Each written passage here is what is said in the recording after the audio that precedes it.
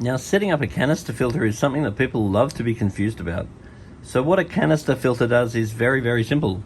Let's imagine that this is your aquarium here. So this goes into the aquarium and the water gets sucked into here. Then the water goes down the pipe and goes into the in. Then it goes down through the filter, which has got a whole bunch of filter material. Then it goes out of the filter and then it goes back into the fish tank again. So when you're setting it up, the first thing you need to do is you need to have a strainer.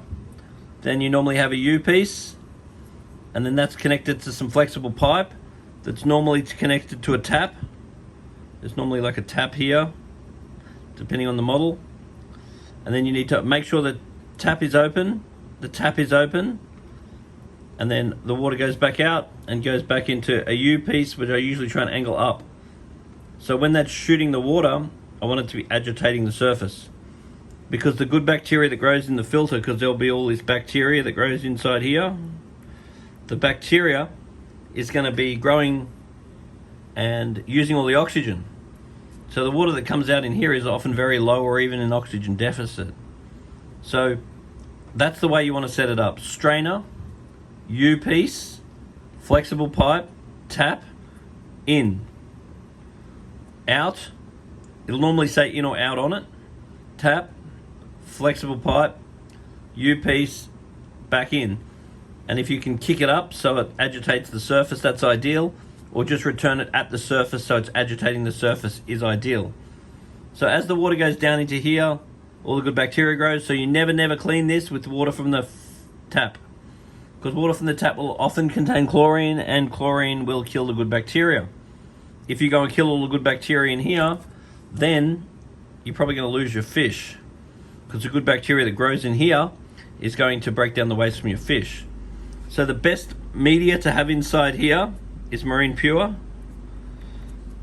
So Marine Pure has perfect surface area to volume ratio to allow maximum nitrification parallel to denitrification. And then at the top of the filter, I'll normally have some polyfilter. And the reason why I love polyfilter is it will remove everything I don't want from the water. It will not remove what I do want. You can leave it there for extended periods of time. It doesn't release what it's collected. And then it turns to black to tell you it's full, and I chuck it out. So that's the perfect media to have inside. This one here you chuck out when it's black after a few months, depending on the tank. This one here you never replace. You just clean it in water from the fish tank, not water from the tap. And inside here is also going to be an impeller. It's going to look like a little propeller. And you want to just give that a clean, let's say once a quarter. You pull out the impeller, there'll be a little case, you pull that off, give it a clean. There'll also be an O-ring around the top of here. You need to make sure that's in place when you put the canister on. So the way that you prime most units, various units have got different priming mechanisms, and I usually don't use them because either they're just crap or they stop working anyway. So the easiest way to prime the filter would be either just open that tap up and put that one in the water, and either just give a quick suck on that so the water starts going down and filling the canister up. You can then attach the tap back, wait for the water to gush up, and then you know it's full. Or you just get that one, put it down into a bucket, give a quick suck on it, the water's going to come out of here, go down through the filter, fill the filter up. I always install the filter dry. Then when the filter's full, the water will then gush out, gush into the bucket. Once I've got half a bucket of water, I then put my finger over the end, put it back up in here and turn it on.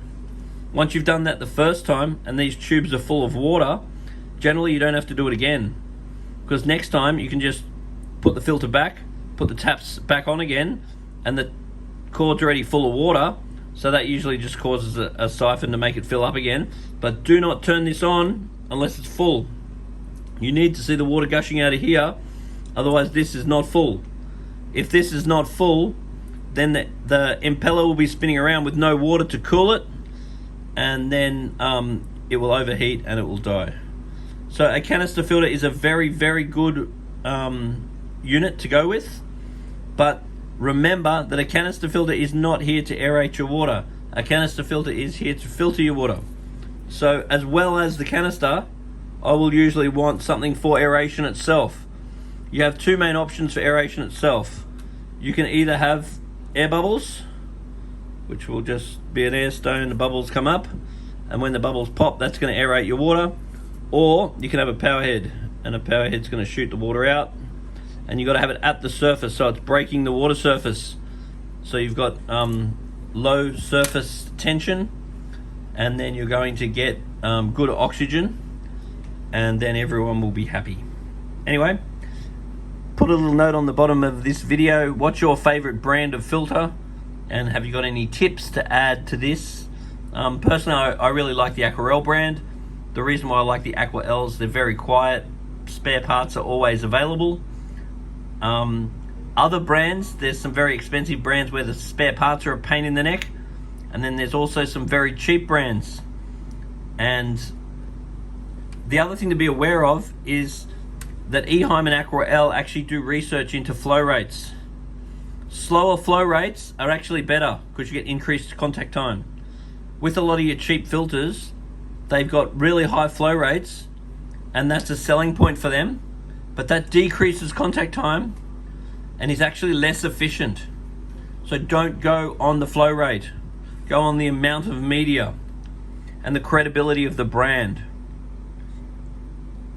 Don't forget to subscribe and press that like button.